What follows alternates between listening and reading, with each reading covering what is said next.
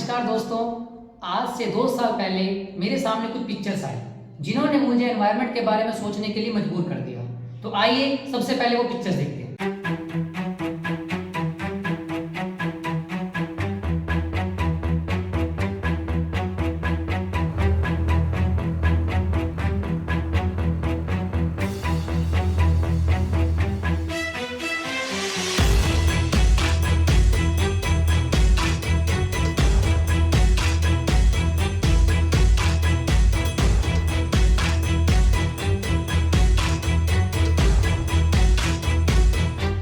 Pictures देखने के बाद मुझे लगा कि प्लास्टिक सच में एक बड़ी समस्या है और ये आगे और बड़ी समस्या बन सकती है।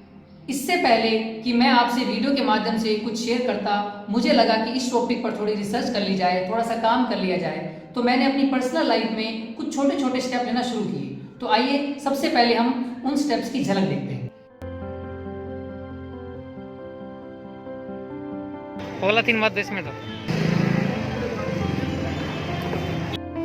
30, 20, 50।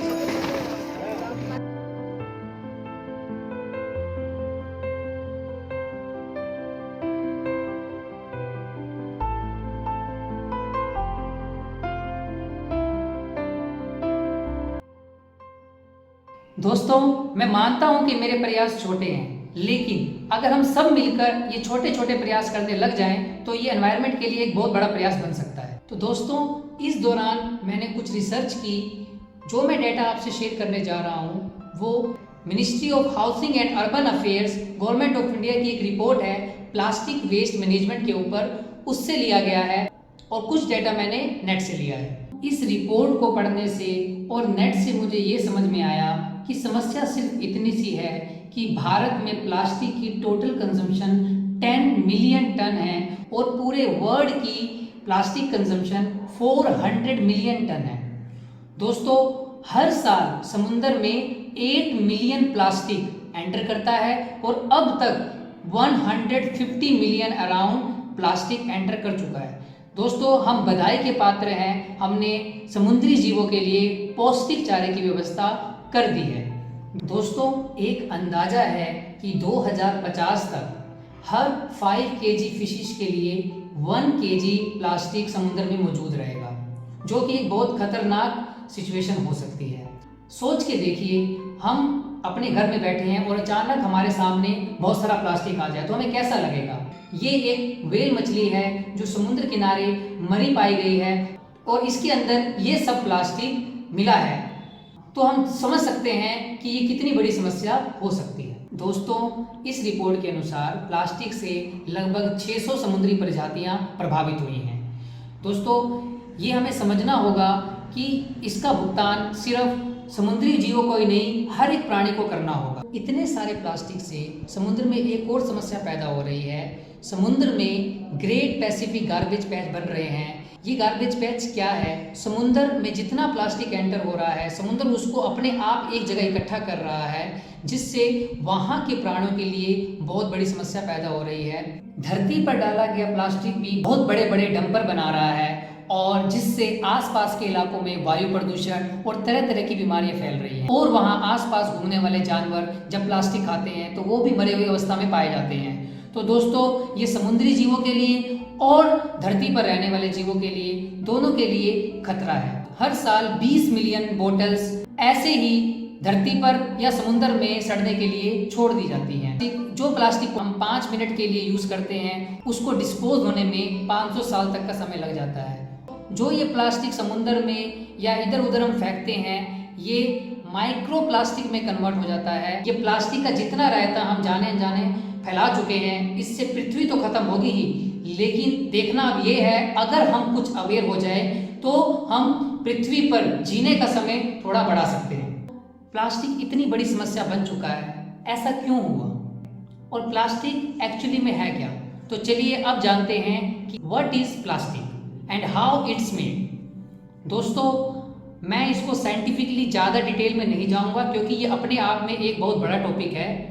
आम भाषा में आपको समझाने की कोशिश करूंगा। दोस्तों, प्लास्टिक एक ऐसा पदार्थ या मटेरियल है जो कार्बन के छोटे छोटे कणों से मिलकर बना है। ये कार्बन हम maximum fossil fuels, crude oil और कोल से लेते हैं। प्लास्टिक एक ऐसा लचीला और मजबूत पदार्थ है जिसको किसी भी फॉर्मेट में बदला जा सकता है।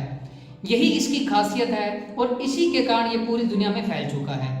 लेकिन इसकी एनवायरनमेंट के साथ सबसे बड़ी समस्या ये है कि ये एनवायरनमेंट में बहुत आसानी से डिस्पोज यानी आसानी से गलता नहीं है। अब बात करते हैं इस रिपोर्ट में बताए गए सोल्यूशन की। इस रिपोर्ट में प्लास्टिक के सोल्यूशन के लिए 4R की बात की गई है, जिसमें सबसे पहला स्टेप है, फर्स्ट R है रिड्यूस। कितना पॉजिटिव वर्ड है रिड्यूस। दोस्तों मैंने ये ऑब्जर्व किया है कि गवर्नमेंट ने जब जब प्लास्टिक पे बैन लगाया है तब तक वो सक्सेस नहीं हुआ है, क्योंकि हम शुरुआत परफेक्शन से करते हैं। हम सीधा बोलते हैं डोंट यूज प्लास्टिक। जो ये डोंट वर्ड है यही इसके फेलियर का कारण बनता है, क्योंकि आप सपोज कीजिए हम मार्केट में हैं और हमें इमरजेंसी में कुछ प्लास्टिक लेना पड़ गया तो हम सोचते हैं कि प्लास्टिक का तो कुछ नहीं किया जा सकता है। हमें ये नोटिस करना है how many time we deny plastic. अगर आप मार्केट में जाते हैं जहां आपको 4 प्लास्टिक लेने हैं, अगर वहां पे आप 1 प्लास्टिक लेते हैं तो इससे आपने 3 प्लास्टिक कम किया, ना कि आपने 1 प्लास्टिक का इस्तेमाल किया। धीरे धीरे करके जब आप इसके बारे में अवेयर हो जाएंगे तो आप वो 1 प्लास्टिक भी छोड़ देंगे। लेकिन शुरुआत हमें छोटे स्टेप से करनी होगी, ये सबसे इम्पोर्टेंट है। अगर हमारे देश की जनसंख्या 140 करोड़ के लगभग है, अगर हम काउंट करें दिन में आप मार्केट में जाते हैं, आपने 1 बार डिनाई किया प्लास्टिक को या 2 बार डिनाई किया, अगर 140 करोड़ के आधे लोग भी ऐसा करने लग जाएं और एक दिन में 1 बार प्लास्टिक अगर वो डिनाई करे लेने से, तो हम 70 करोड़ प्लास्टिक को कम कर सकते हैं। तो ये है ताकत रिड्यूस की। इसमें मैं एक बात ऐड करना चाहता हूँ, जब हम मार्केट में जाते हैं, जब हम प्लास्टिक लेते हैं तो एक तर्क देते हैं कि हम घर का कचरा किस में डालेंगे। दोस्तों मैं आपको यहाँ पर एक बात बोलना चाहता हूँ कि घर के कचरे के लिए इस प्लास्टिक का यूज़ बिल्कुल मत कीजिए, क्योंकि ये प्लास्टिक गीले कचरे में मिक्स हो जाता है तो इसकी कलेक्शन होने में प्रॉब्लम होती है। तो इसका सलूशन के लिए मैं जो इस्तेमाल कर रहा हूँ घर पे, वो एक प्लास्टिक मैं आपको दिखाना चाहता हूँ। दोस्तों ये प्लास्टिक है कॉर्न स्टार्च मेड प्लास्टिक। ये प्लास्टिक नहीं है, ये कंपोस्टेबल बैग्स हैं। इसका इस्तेमाल खाद के रूप में भी किया जा सकता है, इसलिए इसका नाम है compostable bags made by corn starch. तो दोस्तों जब भी हमें गीला कचरा डालना हो तो इसी में डालना चाहिए, क्योंकि ये कार्बन से बना नहीं है। मेन जो कार्बन हम लेते हैं क्रूड ऑयल या फिर कोल, उससे बना नहीं है, ये कॉर्न स्टार्च से बना प्लास्टिक है जो 90 डेज में ऑटोमेटिकली डिस्पोज हो जाता है। तो और चीज़ें भी हैं जो कंपोस्टेबल हो सकती हैं, जैसे 4 साल मैं कोलकाता में रहा और वहाँ मुझे एक अच्छी बात यह लगी कि जितनी भी चाय की दुकानें थी वहाँ पर ये मिट्टी के कुल्हड़ मिलते थे और इसमें चाय पीना टेस्टी भी लगता है और ये प्लास्टिक कप का एक अच्छा सब्स्टिट्यूट भी है। और दोस्तों और भी कुछ आइटम्स है, जैसे मेरे पास एक और आइटम है, ये भी कॉर्न स्टार्च मेड बाउल है। तो ऐसे बहुत सारी चीज़ें हमारे आसपास उपलब्ध हैं, अगर हम कोशिश करें तो उनका इस्तेमाल किया जा सकता है सिंगल यूज प्लास्टिक के लिए, और वो प्लास्टिक भी नहीं है।